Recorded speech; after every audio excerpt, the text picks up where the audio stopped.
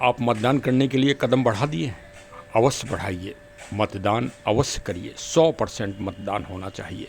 लेकिन मतदान के पहले ये ब्लॉग जरूर सुन लीजिए और मंथन करिए, आत्ममंथन, आत्मविश्लेषण और कदम आगे बढ़ा दीजिए। साथियों नमस्कार, मैं राम प्रताप सिंह कुशवाहा। आप सुन रहे हैं हमारा चैनल ज्ञान एंड नॉलेज का प्रोग्राम मंथन। मंथन तो बहुत अच्छा प्रोग्राम है और इसमें साम्यक घटनाओं का विषय में विस्तृत विवेचन होता है।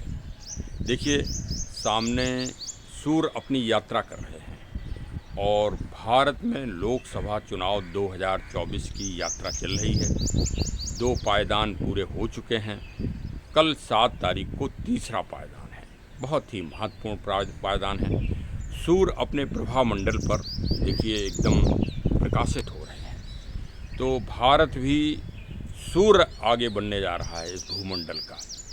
धीरे धीरे आर्थिक विकास और औद्योगिक विकास, एग्रीकल्चर विकास, सारे विकास के रास्ते हमारे भारतीय युवा लोग खोलते जा रहे हैं और भारत प्रगति के पथ पर अग्रसर है, इसमें कोई दो राय है ही नहीं। और आपको यथार्थ रूप में दिखाई भी दे रहा होगा भारत का जो विकास हो रहा है। चलिए कुछ मैं आपको चित्रों के माध्यम से भारत के विकास को परिलक्षित करता हूँ। क्योंकि आज मैं रिटायर्ड पुलिस वाला रहा हूँ और काफ़ी एक अच्छा अनुभव, मतलब शायद पहला और दूसरा चुनाव, 2 चुनाव तो मैंने अपने जीवन में नहीं देखे, 1952 और एक और। इसके बाद के सारे चुनाव हमने देखे हैं, समाचार पत्रों में पढ़े हैं। उस समय संचार का एक ही माध्यम था, समाचार पत्र। आज तो बहुत ही इस मामले में बहुत प्रगति हो गई है।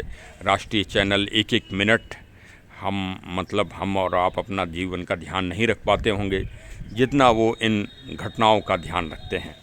और घटनाएं वास्तव में एक इतिहास होती हैं और इतिहास एक दर्पण होता है। तो आप लोग मत डालने जाएं तो उससे पहले इतिहास में ज़रूर झांकें, इतिहास की घटनाओं को देखें। वो भी प्राचीन भारत नहीं कि पूज्य महान वीर महाराणा प्रताप जी और जामनगर के राजा साहब दिग्विजय सिंह साहब का पोलैंड पर के नागरिकों पर विशेष स्नेह, ये सब पुरानी घटनाएं हो गई हैं। हम इनकी गाथाओं को इतिहास में अमरता के साथ लिखा ही गया है, उनका यश गाया गया है, उनका पराक्रम गाया गया है। ये घटनाएं ऐसी हैं कि इनका दूसरा उदाहरण पूरे इतिहास में ही नहीं मिलता है। सत्य बात तो ये है। तो अब इनके बारे में हम कितना वो करें।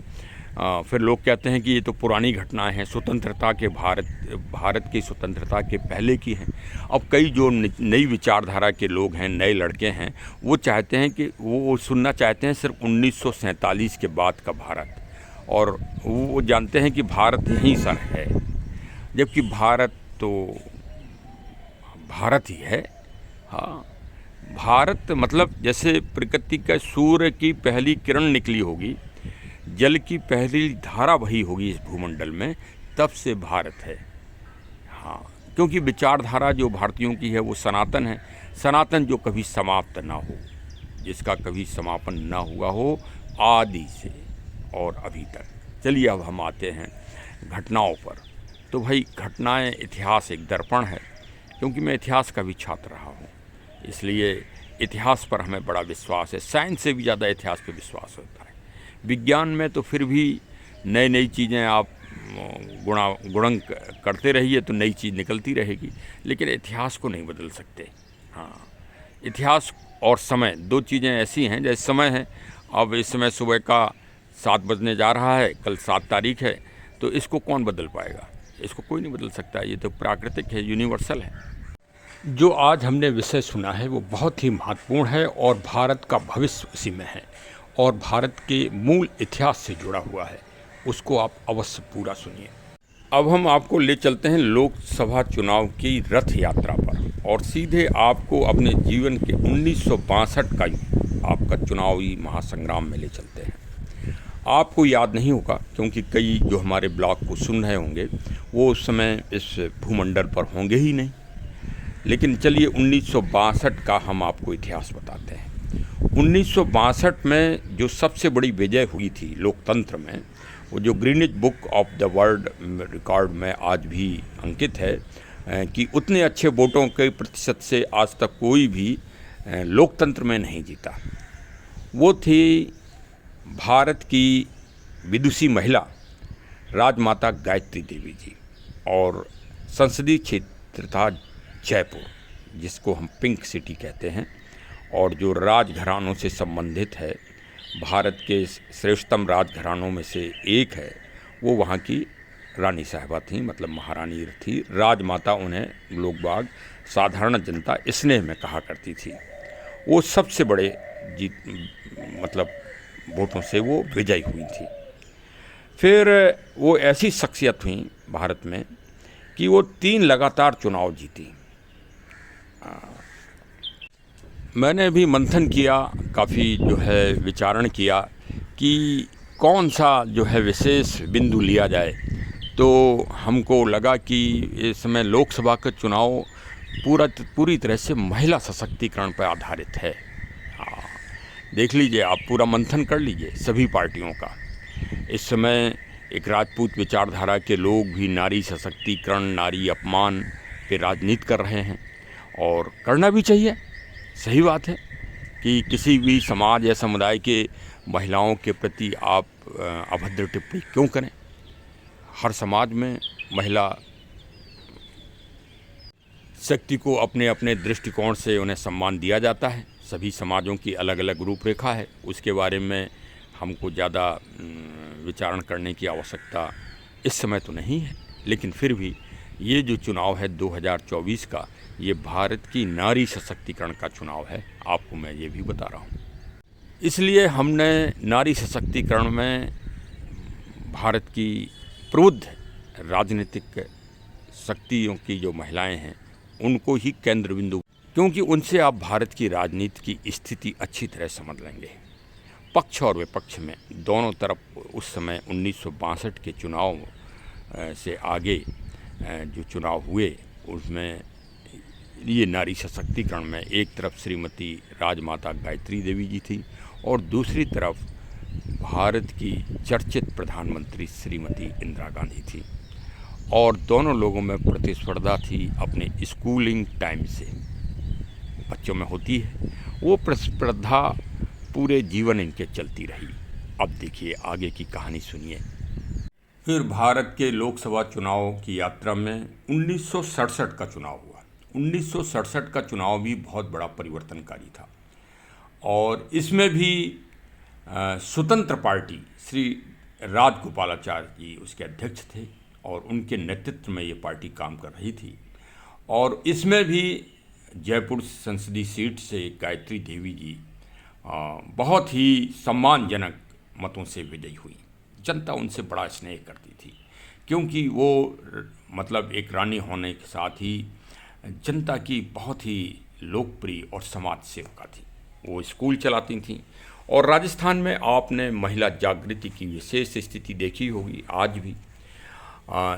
तो उस और भारत की महिला शक्ति की उस समय वो आइकॉन थी। सत्य बात तो ये है, क्योंकि वो भारत दुनिया की जो उस समय सुंदरतम महिलाएं थी, और विशेषकर राजघराने की, क्योंकि राजघराने की तुलना इस समय या आज भी, आज की तारीख में भी इंग्लैंड मतलब ब्रिटेन की जो रानी साहिबा हैं उनसे की जाती है। तो उस समय वो भारत के श्रेष्ठतम राजघरानों, क्या दुनिया के जो 10 राजघराने थे उनमें वो सुपर स्थिति में थी, आइकॉन थी पूरे दुनिया की महिला शक्ति में। और 1971 का भी युद्ध मतलब संसदीय चुनाव उन्होंने बहुत अच्छे तरह से जीता था। ये उनकी जो मतलब ऐश्वर्य बढ़ रहा था, या उनका जो सम्मान देश में बढ़ रहा था, और एक कांग्रेस से छोड़कर एक दूसरी विचारधारा भारत में पनप रही थी। तो वो विचारधारा और अन्य विचारधाराएं भी उस समय पनप रही थीं। तो 1975 में वो संकटकालीन काला यात्रा, लोकतंत्र की जो काली यात्रा कही जाती है भारत में, वो प्रारंभ हो गई और वो पूरे देश में आच्छादित कर दी गई। आपातकाल, जिसको आपातकाल कहते हैं, वो आपातकाल नहीं था, वो भारत के लोकतंत्र में एक ग्रहण था, ग्रहण। और उस समय के राजनीतिक कुचक्र या राजनीतिक स्पर्धा में वो 56 वर्षीय महिला भारत की 30 जुलाई 1975 को, जब वो बम्बई से अपना इलाज करा के दिल्ली अपने आवास पर आई थीं, उस दिन वो और उनके बेटे कर्नल भवानी सिंह, जिनको भारत सरकार के द्वारा महावीर चक्र से सम्मानित किया गया था, शौर्य का पद, बहादुरी का पद, युद्ध कौशल का पद, देशभक्त का प्रमाण पत्र जिनके पास था, उनको भारत सरकार यानी श्रीमती इंदिरा गांधी जी के द्वारा गिरफ्तार कराया गया और उनको फिर कहाँ रखा गया? तिहाड़ की सबसे यातना भरी कोठरी में, जिसमें दुर्दांत अपराधी बंद किए जाते हैं, उस तरह से उनके साथ व्यवहार किया गया, अमानवीय व्यवहार जिसे आज हम कह सकते हैं। और उनकी गिरफ्तारी के बाद राजघराने में दबिश दी गई। जयपुर राजघराने, वो आमेर का किला जिसके बाद जो पूरी दुनिया में चर्चित है और जिसके नैना अभिराम दर्शन करने के लिए हम और विदेशी लोग जयपुर आते हैं और गर्व की अनुभूति करते हैं, उसमें दबिशें दी गई। लोग बाग तो ये कहते हैं कि कई ट्रक जो है सोने चांदी के सिक्के और जो राजघराने के विशेष आभूषण थे, जो एक विशेष संग्रहालय बनाने के लिए वहाँ के तत्कालीन राजा साहब ने और जो ये रानी साहिबा थी, इन्होंने संकलित किए थे, क्योंकि देश में एक नई विचारधारा चल रही थी। वो संग्रह अगर बन जाता तो वो लंदन के संग्रहालय से भी बड़ा संग्रहालय आज भारत के पास होता निसंदेह रूप से, और भारत दुनिया का सिरमौर होता। लेकिन श्रीमती इंदिरा गांधी ने उसको लगातार दबिश कई महीने चलती रही और वो सामान के बारे में ये वो है कि वो कई ट्रकों से इधर उधर आया और गया। और भारत उस समय महान संग्रहालय के सकारात्मक निर्माण और सकारात्मकता के उससे बच गया। देखिए, संग्रहालय मेवाड़ रियासत में भी आज है और भारत के श्रेष्ठतम संग्रहालयों में से एक है। उसी सोच से जयपुर राजघराने में भी संग्रहालय के लिए सारी चीज़ें इकट्ठी कर ली गई थीं। अन्य रियासतों ने भी मदद की थी उस संग्रहालय को बनाने में। उस संग्रहालय को नेस्तनाबूद कर दिया गया। ये रहस्य आज तक आपको किसी ने नहीं बताया होगा, लेकिन मैं आपको बता रहा हूँ, क्योंकि मैंने इस संबंध में छोटी मोटी शोध भी की है। और वो संग्रहालय न बन पाए, इस सोच के कारण महारानी जी को गिरफ्तार कराया गया और गिरफ्तार करने के बाद उनके बच्चे को गिरफ्तार कराया गया, कर्नल भवानी सिंह, जिन और किसका किसका मनोबल टूटा। अब आप समझ रहे हैं किसका किसका इस देश में मनोबल को, सारे देशभक्त, राष्ट्रभक्त, महिला सशक्तिकरण को कुचला गया, रौंदा गया। इतना तो रौंद हाथी अपने पैर से नहीं सकता है जितनी भारत की मूल विचारधारा को कुचला गया। देखिए, मैं पहले भी अपने ब्लॉग में कह सकता हूँ, मैं किसी जाति का पोषक नहीं हूँ, लेकिन मैं भारत के विचारधारा, जो राजपूत शैली की विचारधारा है, उसका मैं पोषक हूँ। हाँ, अवश्य हूँ। वो एक विचारधारा है, उसमें क्षत्रियों में, मतलब राजपूतों में ऐसा नहीं कि सिंह सिर्फ राजपूत ही लगा रहे हैं या क्षत्रिय लगाते हैं। सिंह एक विचारधारा हुई और उसमें ब्राह्मण भी लगाते हैं, हमारे SC/ST एक्ट वाले भाई लगाते हैं, हमारे मध्यम वर्ग के सारे यादव जी और वर्मा जी लगाते हैं, और सरदार जी लोग लगाते हैं, और कई जैन और बौद्ध धर्म के लोग भी लगाते हैं, और कई मुस्लिम भाई भी लगाते हैं। कई मुस्लिम भाई यहाँ से लेके पाकिस्तान और बांग्लादेश, अफ़गानिस्तान में भी चले जाएं, वहाँ के कई मुस्लिम भाई लोग हैं, वो अपने नाम के आगे गर्व के साथ सिंह लगाते हैं। तो सिंह एक विचारधारा है इस देश में, जो राष्ट्रभक्त और राष्ट्र प्रेम, भारत की अखंडता से जोड़ती है अपने आप को, उस मनोबल को कुचला गया। सिर्फ ये मत समझिए कि गायत्री देवी जी को बंद किया गया। गायत्री देवी जी से ही ये कहानी समाप्त नहीं होती। अब हम आपको भारत की एक दूसरी राजनीतिक नायिका, उनका भी आपको प्रसंग सुनाते हैं। तब तो फिर आप समझ ही जाएंगे भारत में महिला सशक्तिकरण, भारत की विचारधारा, ये जो आज जनसंघ और भारतीय जनता पार्टी का आप स्वरूप दिख रहे हैं, इसकी स्तंभ जिनको कहा जाए वो थी ग्वालियर की महारानी श्रीमती विजया राजे सिंधिया जी। और ये यात्रा महिला सशक्तिकरण को कुचलने की लोकसभा की यात्रा के साथ ही चल रही है। और 3 सितंबर 1975 को तिहाड़ जेल में ये दूसरी भारत की लोकप्रिय नेता, इनको रानी और महारानी तो छोटा पद है, स्वतंत्र भारत के बाद तो भाई ये पद ही समाप्त कर दिया गया था, क्योंकि भारत की जितनी भी रियासतें थीं, आप इस बात को गहराई से समझिए, बार बार सुनिए, उन्होंने भारत के संविधान के प्रति पूरी आस्था की थी। जितना हम और आप आज तक आस्था को नहीं मानते हैं, उतना भारत के राजा और महाराजाओं ने समर्पण किया था, भारत के संविधान पे विश्वास किया था, और उनके भारत के संविधान को कुचला गया। किससे?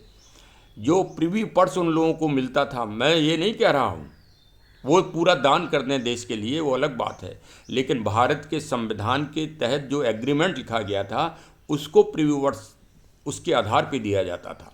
कई लोगों को तो 250 रुपये प्रिवी पर्स मिलता था, राजा महाराजे ऐसे थे इस देश में।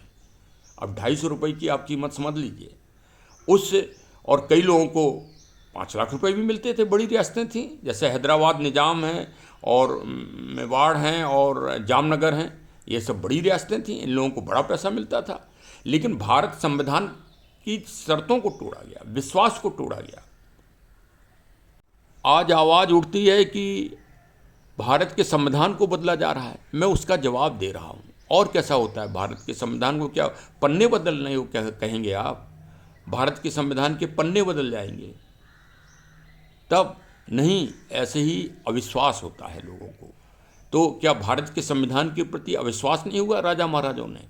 लेकिन आप ये भी देखिए, उन्होंने फिर भी इस देश की विचारधारा का, देश के आदेशों का, कानून का पालन किया कि किसी ने अलोकतांत्रिक रूप से इस बात का विरोध नहीं किया। और विजया राजे सिंधिया की अब फिर से नारी सशक्तिकरण को कुचलने की बात चल रही है। विजया राजे सिंधिया का राजनीतिक वर्चस्व पूरे देश में बढ़ता जा रहा था। वो बीजेपी में उस समय एक छत्र महिला शक्ति की प्रतिमूर्ति थी। वो जहाँ जाती थी लाखों लोगों की भीड़ उनके पीछे चल देती थी एक आवाज़ पर। उनको भी तिहाड़ जेल में रखा गया।